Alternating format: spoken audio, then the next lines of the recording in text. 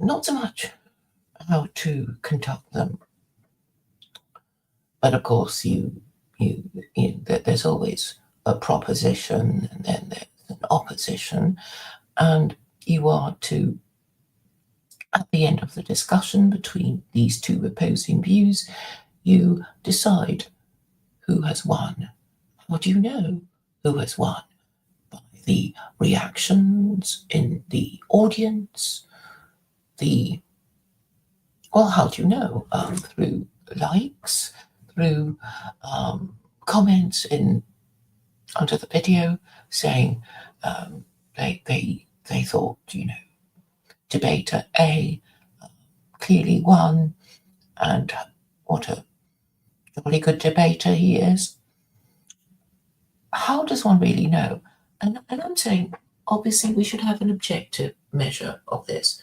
I mean, it could just be that debater A gets more of his supporters to attend the debate than debater B, who is in fact correct but has an unpopular view. We already know that. The unpopular view is not necessarily the incorrect view. And many people, the majority indeed, can be wrong. So what is the most reliable way of knowing who is right and who is wrong? And I'm saying logic gives us a way. I'm a little surprised. I'm disappointed that nobody seems to be interested in doing this. Some years ago, Duva told me about this thing called tracking, because he used to participate in school debates. And tracking basically means debater A said this and debater B responded with such and such an argument, and then debater A said something back. I think that's basically what he meant. And there is a way of recording this using bits of paper and folding them up and whatnot. I'm not proposing that we do something complicated like that, because I know most people suffer from ADHD and formal debates are no longer in fashion because people simply can't follow them. Because in these old-style formal debates, a speaker would have to speak for, at least 5 minutes. And most people they can't concentrate for even that long. And most people are not good speakers. So if they are prepared for something earlier, then they'll be reading from a script, and they will usually be speaking too quickly for people to follow, even people who are educated and intelligent. So really, none of this information even gets to its intended destination. So whether we like it or not, we have to assume that most people are retards, they don't know what's going on, and you have to break it up and dumb it down. And even very well-known YouTubers such as E. Michael Jones, how many people really understand his ideas? I talk to people interested in Jewish matters, Gentile matters, and white nationalist matters all the time, and I don't think they understand his very clever ideas, because he's really a university lecturer, and if you don't stop him, he can carry on talking until the end of the hour.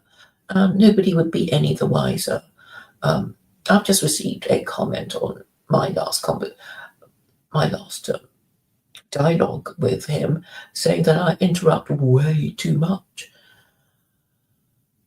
But that is a way of breaking it down. Like, could you just stop there? We don't know what you mean by this word, what you mean by that phrase or that definition.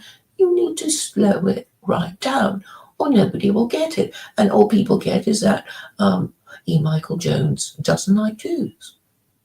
And maybe they just come and have a little listen for a bit, and then go away without completely digesting all his ideas or knowing all his references.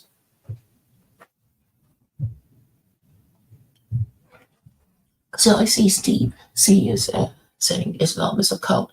I will dispute with him what he means by cult. A world religion cannot be a cult. A cult is by definition a fringe religion trying to supersede the current religious orthodoxy. So obviously Steve means cult in an unflattering way, in a derogatory way, but how can you call a world religion a cult anyway? You know, it doesn't fit. So even when you choose insults, you have to choose them carefully and accurately, or people will say your claim cannot stand because it is in fact nonsensical. So you can say, I don't like Islam because A, B, and C, D, E, and F. That would make more sense than to say something that is patently untrue. So back to the subject of how to objectively determine who won the argument. So this is my suggestion. It would easily work now because every YouTube stream eventually gets a transcript which is time-stamped and correctly spelled, even if not correctly punctuated. I think they punctuate it now, don't they? Anyway, what we should do is, and recently I found that one of my YouTube videos were there was a bit that says introduction, main points, and they actually broke it down, and this is a great thing about YouTube, in that it has all these features to make the stream more enjoyable through live chats, the interactive experience, and then the comments afterwards. But they do censor the comments a little too much. So in order to determine who won the argument, well, obviously you need an arbitrator, and it would be better if you had more than one, and they both agree, and if they can't agree, I mean, ideally you should have 3 or 5, but never an even number of arbitrators or judges or whatever you call them. So the best way of doing it would be to say, well, what is the claim? What is the counterclaim? What is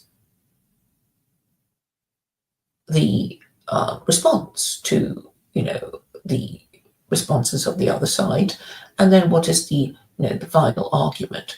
And so when I explain it in this way, a lot of people will have fallen asleep with their eyes closed and mouths open, and they're not interested because they can't even listen for long enough to hear the arguments of even one side, and it's usually really quite boring, these speeches. So people can't concentrate, and sadly, they will just be being rude to each other, insulting each other, and then this would be liked or emojied by the audience, and nothing more will have been added to the understanding of the collected morons. But objectively, this is how it should be done. You go through all the things said by each party, and then identify the sound argument. And the debater with the most sound arguments wins a debate. So that's how I propose that it should be done. So the next question to be asked is, what is a sound argument and what is the other thing?